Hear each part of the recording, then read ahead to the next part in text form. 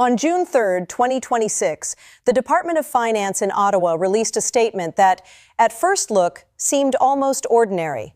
Finance Minister François-Philippe Champagne announced that Canada would keep its steel and aluminum tariff measures active for another year. There was no dramatic address, no angry press conference, no leader slamming a podium. It was just a controlled message about building a Canadian economy that was stronger, more self-reliant, and better prepared to handle future shocks. But beneath that calm wording was a decision that would soon travel into boardrooms in Cleveland, Charlotte, and Pittsburgh. And it would also show up in the stock prices of three of America's biggest steel companies. This is the story of how a mid-sized economy north of the border, one Washington had spent nearly 2 years treating like collateral damage in its trade fights, quietly turned the pressure back onto the very industry Donald Trump had promised to defend. To understand why this moment matters so much, we have to return to the beginning of 2025, when the Trump administration brought back Section 232 tariffs on imported steel and aluminum and increased the rate from 25% to 50%. The political message was simple. American steelmakers needed protection from cheaper foreign metal, especially imports from Canada, a country that had spent decades acting as a trusted partner under North American trade deals. At first, Wall Street liked what it saw. When Trump announced in mid-2025 that the tariff would be doubled, shares of Cleveland-Cliffs, Steel Dynamics, and Nucor all rose the following Monday. Cleveland-Cliffs alone jumped 27% in pre-market trading. Investors thought they were watching the creation of a protected domestic market, stronger profit margins, and customers with fewer places to turn. For a few months, that belief seemed right. But protection always comes with a price, and Wall Street started feeling that cost far earlier than expected. Canada did not respond the way Washington appeared to expect. Ottawa did not simply accept the tariffs, watch its market share shrink, and move on. Instead, it started reshaping its entire trade strategy. By late December 2025, the Canadian government had placed a 25% tariff on roughly 10 billion Canadian dollars worth of steel derivative products. The measures reached across many goods, including doors, windows, wire, fasteners, bridges, and wind towers. At the same time, Canada sharply cut tariff rate quotas for steel arriving from countries without a free trade agreement. Those quotas were reduced from 50% of 2024 import levels to just 20%, while shipments above the limit faced a 50% surtax. Ottawa kept its CUSMA exemption for the United States and Mexico, but tightened access for nearly every other source of foreign steel entering the Canadian market. In practical terms, Canada was starting to reserve more of its own steel demand for domestic producers and CUSMA partners. Then, in June 2026, Ottawa strengthened that approach by extending the same measures for another year and making it clear it had no intention of stepping back first. This is where the story becomes deeply uncomfortable for the American steel executives who spent much of 2025 celebrating tariff protection. Cleveland-Cliffs, led by its famously combative chief executive Lourenço Goncalves, made a major bet in 2024 when it bought the Canadian steel producer Stelco. At the time, the logic seemed strong. Cleveland-Cliffs would combine Canadian production capacity with one of America's largest steel companies, benefit from rising demand across the continent, and build what Goncalves often described as Fortress North America, a closed steel network protected from Asian and European competitors. But instead, the acquisition almost immediately turned into a burden.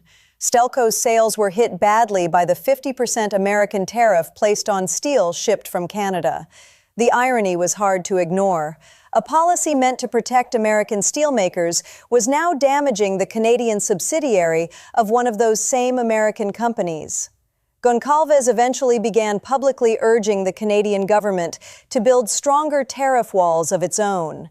In effect, he was asking Ottawa to defend the Canadian mill he had just purchased by using the same kind of protection Washington was using against foreign competitors. That was the trap. Cleveland-Cliffs had bought a Canadian producer because it believed it could control the steel corridor running between Canada and the United States. But then American tariff policy turned that same asset into an expanding liability.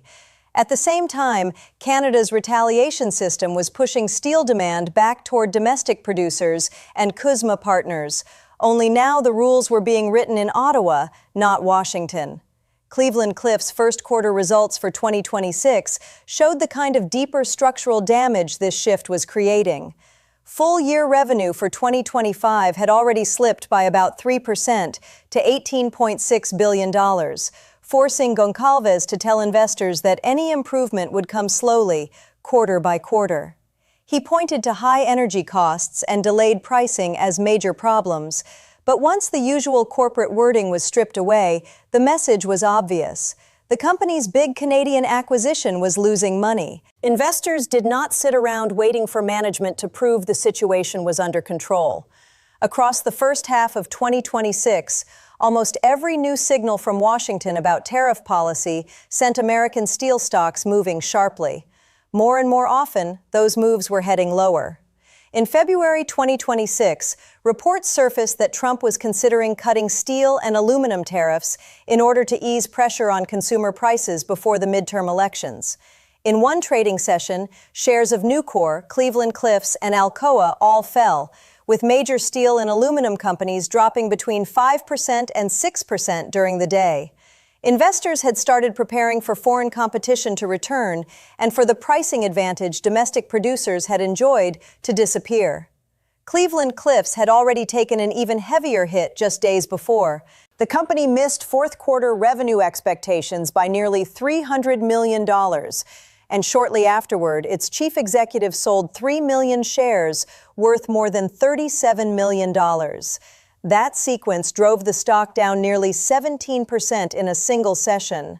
None of this was happening separately from the wider trade fight. It was unfolding at the same time the Canadian government moved beyond basic retaliation and began building a parallel steel economy that depended less and less on American production. This is the part of the dispute that most American coverage has largely missed. The main story in the United States has been framed as one-sided leverage. Washington imposes tariffs, Canada absorbs the damage, and the story ends there. But the numbers point to something much more complicated. Steel imports into the United States fell by 12.2% during 2025, and that decline continued into the early months of 2026. At first, that looks like a clear win for American producers. But lower import volumes bring their own problems. American manufacturers that rely on steel, including automakers, construction companies, and appliance makers, are left paying higher prices for a smaller and more expensive supply pool. Canadian producers, meanwhile, have been pushed away from easy access to the American market, while also operating behind their own government's tighter quota walls against other foreign suppliers. Because of that, they are redirecting production toward Canadian demand, European customers under developing trade arrangements, and CUSMA-compliant business that avoids the worst tariff exposure. Canada is not losing this fight by staying passive. It is rebuilding its trade structure around the tariffs, while American producers take in the unintended damage from a policy that was supposed to protect them. The timing of these developments matters just as much as the policies themselves, because timing is what leads into the next stage of the story. On April 2, 2026, the Trump administration issued another Section 232 proclamation.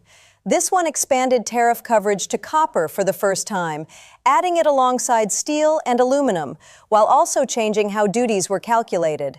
Under the new method, most derivative products were taxed based on their full value, not just the value of the metal inside them. For Canadian exporters, that closed a loophole that had previously given some relief. Certain companies had chosen not to claim CUSMA preferential treatment because avoiding that claim allowed them to receive a more favorable tariff calculation. But after the full value rule took effect, that strategy became almost useless. For many automotive and derivative products, CUSMA compliance no longer offered any meaningful tariff advantage. Then, on June 1st, only 2 days before Ottawa announced its own extension, Trump signed another proclamation. This measure temporarily lowered tariffs from 25% to 15% on a limited group of products, including agricultural equipment and residential heating and cooling systems. At the same time, it increased penalties for importers accused of falsely reporting American content in order to avoid the tariff system. The reductions were clearly temporary and were set to expire at the end of 2027. That built-in deadline showed just how unstable the entire structure had become. Businesses on both sides of the border were being pushed to make long-term investment decisions under a tariff system that seemed to change every 6 or 8 weeks. And all of this was happening just before the most important structural moment in the Canada-United States trade relationship. The formal joint review of the Canada-United States-Mexico Agreement, scheduled to begin on July 1, 2026, the day after this recording. This was not just a routine administrative checkpoint. The CUSMA Review Clause gives all three governments a chance to reconsider the agreement, extend it, renegotiate its terms, or allow key provisions to expire. Canada had spent the period from September through November 2025 holding public consultations specifically to prepare its position. Ottawa collected feedback from businesses and industry groups about which parts of the agreement were working, where problems still existed, and where Canada needed to push back most firmly against American pressure. The Canadian government had already made it clear that it would enter this review with a much stronger position than it had during the original USMCA negotiations under Trump's first administration. Officials in Ottawa had spent most of the previous year creating the exact leverage they intended to bring into those talks. A separate tariff structure aimed at non-CUSMA steel, stronger domestic and partner supply chains, and a public that had watched its government refuse to back down for 18 straight months. Mark Carney's government had managed the dispute in a way that was very different from the softer approach Canadian leaders often take when dealing with Washington. Instead of rushing toward a quick deal just to ease short-term pain, Ottawa used the crisis to accelerate a wider economic shift. It expanded trade relationships, reinforced domestic supply chains, and treated retaliatory tariffs not just as punishment, but as an industrial policy tool designed to move demand toward Canadian and CUSMA-compliant producers. The steel and aluminum tariff extension announced on June 3rd was not described by Champagne as a defensive action. He framed it as part of building what he called a stronger, more independent, and more resilient Canadian economy. That wording matters because it shows Ottawa no longer sees this confrontation as something it simply has to survive. Canada is treating it as an opportunity to reduce its long-term dependence on the American market altogether. For the United States steel industry, that is the real danger hidden inside what first looked like a protectionist win. Among the major American producers, Nucor has performed the best, rising about 16% since the beginning of 2026 and gaining roughly 41% over the previous 12 months. Much of that strength comes from its domestic scrap-based electric arc furnace model, which limits the kind of cross-border exposure that has hurt Cleveland-Cliffs. Even then, Nucor's own guidance for the first quarter pointed toward weaker earnings. The company said its steel mill division was expected to perform around the same level as the fourth quarter, when earnings had already fallen 71% compared with the previous year. Its steel products division was also expected to decline further after dropping nearly 50% year over year in the prior quarter.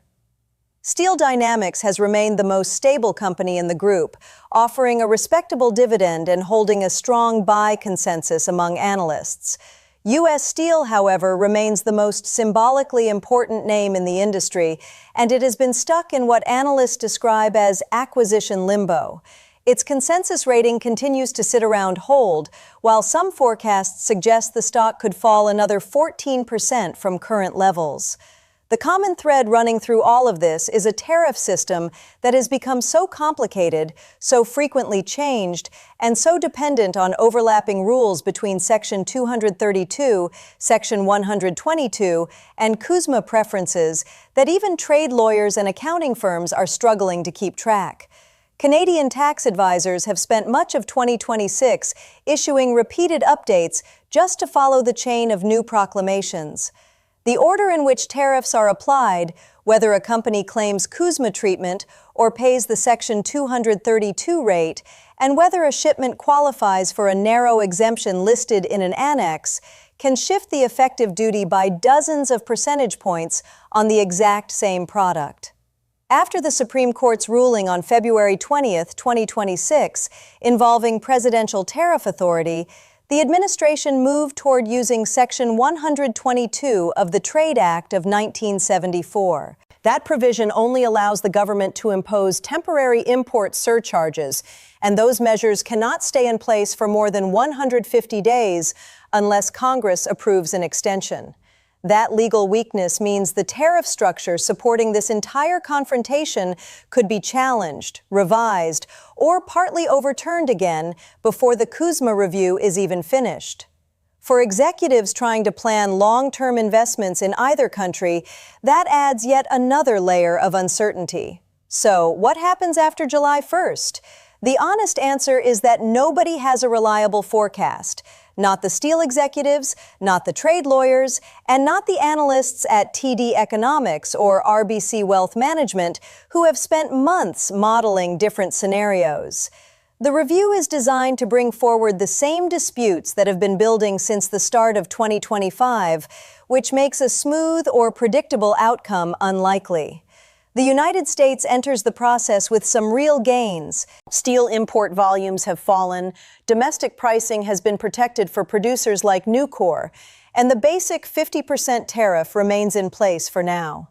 The Office of U.S. Trade Representative Jamieson Greer has described the steel and aluminum tariffs as highly successful, even while acknowledging that changes may be needed to reduce compliance problems. Canada enters the same review from a very different position. It has built an alternative system that no longer depends entirely on American demand for steel, extended its own protective measures into the middle of 2027, and spent more than a year showing both Canadian voters and global markets that it will not absorb American tariff pressure without responding. The steel industry sits at the very center of this collision because steel was never just another commodity in the dispute. It became a test of whether tariff nationalism actually delivers what it promises. Does closing off a domestic market truly protect an industry, or does it simply push the damage through the supply chain until someone else is forced to carry it? That someone could be a Canadian mill losing access to American buyers, an American manufacturer paying more for raw materials, or a steel executive watching a major Canadian acquisition fail to deliver. Cleveland-Cliffs believed that owning production on both sides of the border would allow it to dominate the Canada-U.S. steel corridor. Instead, the company became collateral damage in a conflict launched by its own government. Canada made a different bet. Ottawa believed that retaliation, combined with a domestic industrial strategy, could make up for the loss of preferred access to the American market. So far, that approach appears much more durable than Wall Street originally expected. What is certain is that July 1st does not mark the end of this conflict. It marks the moment the confrontation moves into a more serious phase, as three governments formally sit down to decide whether the rules governing roughly $3.6 trillion in annual North American trade still work in a world where those same rules have been repeatedly altered through new proclamations, often every few weeks, for the past year and a half. The outcome of that review will determine whether the steel industry's current instability is only a temporary disruption before a return to the idea of Fortress North America, or whether it is the first clear fracture in a continental trade relationship that both governments now appear willing to push to its absolute limit.